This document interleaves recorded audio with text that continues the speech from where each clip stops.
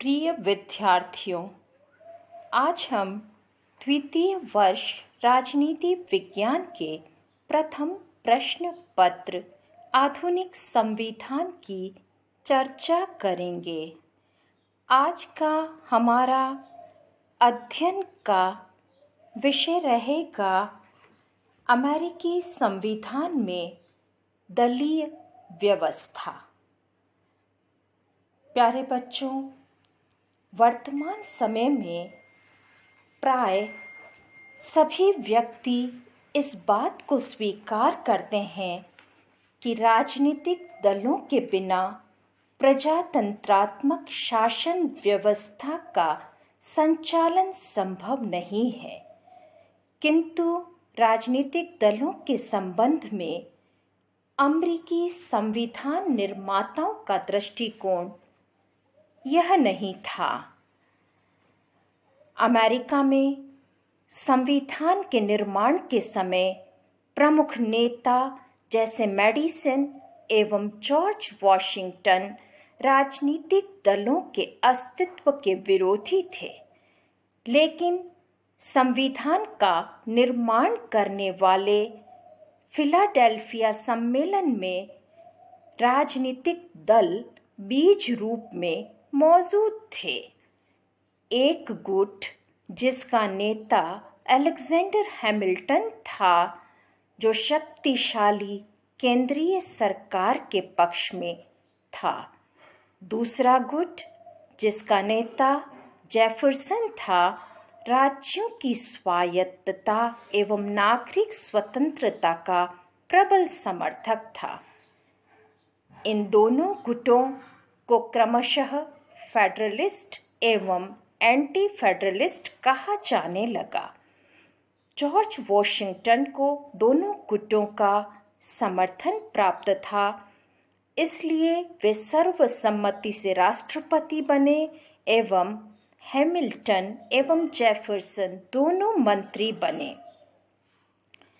1776 में जेफरसन मंत्रिमंडल से अलग हुए और उनकी पार्टी डेमोक्रेटिक रिपब्लिकन कहलाई। फेडरलिस्ट दल 1815 में अमेरिकी राजनीति से गायब हो गया। इसके पश्चात 19वीं शताब्दी के मध्य में दास प्रथा की समाप्ति को लेकर दो विचारधाराओं का उदय हुआ, जिनका प्रतिनिधित्व रिपब्लिकन एवं डेमोक्रेट्स दलों द्वारा हुआ। जहां तक अमेरिकी दल प्रणाली की विशेषताओं का प्रश्न है, अमेरिका में राजनीतिक दलों के उद्भव और विकास से यह स्पष्ट है कि ब्रिटेन की ही भांति अमेरिका की दल प्रणाली भी किसी वैधानिक मान्यता से विकसित नहीं हुई है। दलों का संविधानेतर विकास हुआ है और संविधान राजनीतिक दलों के बारे में मौन है। दूसरी विशेषता वहाँ द्विदलीय पद्धति का होना है। ब्रिटेन की भांति अमेरिका में भी दो ही प्रमुख राजनीतिक दल हैं। इन दो राजनीतिक दलों के नाम बदलते रहे हैं, किंतु द्विदलीय पद्धति का अस्तित्व हमेशा ही रहा है। वहाँ राजनीतिक दलों में विचारधारा संबंधी आधारभूत अंतरों का भी अभाव दिखाई देता है। अमेरिका में जब राजनीतिक दलों का उदय हुआ, उस समय उनमें कुछ मूलभूत प्रश्नों पर मतभेद थे, परंतु धीरे धीरे नीतियों की दृष्टि से दोनों दल एक दूसरे के समीप आते गए और आज इन दलों में नीतियों के बारे में कोई मौलिक मतभेद नहीं रह गए हैं। अमेरिका में राजनीतिक दलों का दलीय अनुशासन की दृष्टि से शिथिल संगठन दिखाई देता है। वहाँ राजनीतिक दलों में सदस्यों की भर्ती की न तो कोई निश्चित प्रक्रिया है और न ही राजनीतिक दल के सदस्य सदैव दलीय अनुशासन में बंध कर कार्य करते हैं। अमेरिका में प्रमुख राजनीतिक दल दो ही हैं, लेकिन छोटे छोटे दबाव गुटों का भी काफी प्रभाव पाया जाता है। ये गुट दो प्रमुख दलों पर दबाव डालकर अपने हितों को सिद्ध करते दिखाई देते हैं। अमेरिका में दलीय पद्धति से संबंधित एक परंपरा लूट प्रणाली या लाभ प्रदान करने की प्रणाली है, जिसका तात्पर्य है कि राष्ट्रपति के चुनाव में विजयी दल को अधिकार प्राप्त है कि वह पहले से कार्य कर रहे नागरिक सेवा के पदाधिकारियों को पदच्युत कर इन पदों पर अपने समर्थकों की नियुक्ति कर दे। जहाँ तक अमेरिका में दलीय संगठन का प्रश्न है,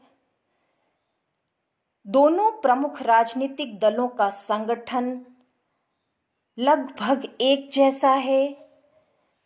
दलों के संगठन को दो भागों में बांटा जा सकता है, स्थायी समितियां तथा अस्थायी समितियां। स्थायी समितियों में दलों की स्थानीय इकाइयों की समितियों से लेकर राष्ट्रीय समिति तथा अनेक समितियां मिलती हैं। इसके अतिरिक्त चुनाव के समय कुछ अस्थायी समितियों का भी निर्माण किया जाता है। अमेरिका में स्थायी दलीय संगठन लगभग समान है। यह 5 स्तरीय है, जिसमें मतदान जिला समितियां, नगर समितियां, कस्बा तथा ग्राम समितियां, काउंटी समितियां, राज्य केंद्रीय समितियां और राष्ट्रीय समितियां दिखाई देती हैं। अमेरिका में राजनीतिक दलों की भूमिका के संबंध में मुनरो लिखते हैं, संविधान निर्माताओं ने जिस शिला को अस्वीकृत किया था, वह आज अमेरिकी प्रजातंत्र की आधारभूत शिला बन गई है। अमेरिका में राजनीतिक दलों की भूमिका के संबंध में हम यह पाते हैं कि कांग्रेस तथा कार्यपालिका के बीच सहयोग तथा सामंजस्य के रूप में दल एक महत्वपूर्ण जोड़ने वाली कड़ी का कार्य करते हैं। अमेरिका की प्रबल राष्ट्रीयता को विकसित करने में राजनीतिक दलों ने प्रभावशाली भूमिका अदा की है।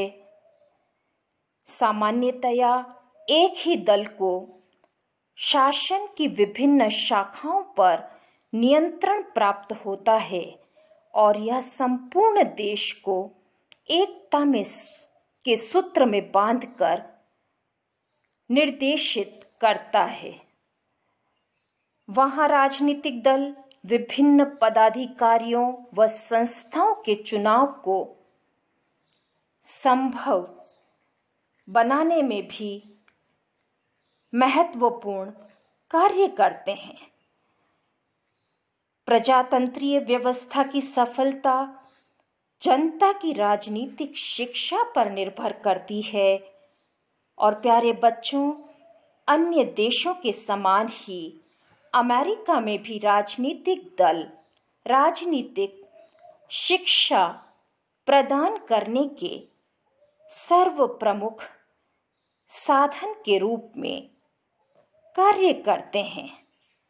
राजनीतिक दल भावी राजनीतिज्ञों के चयन का भी एक महत्वपूर्ण आधार स्तंभ माने जा सकते हैं।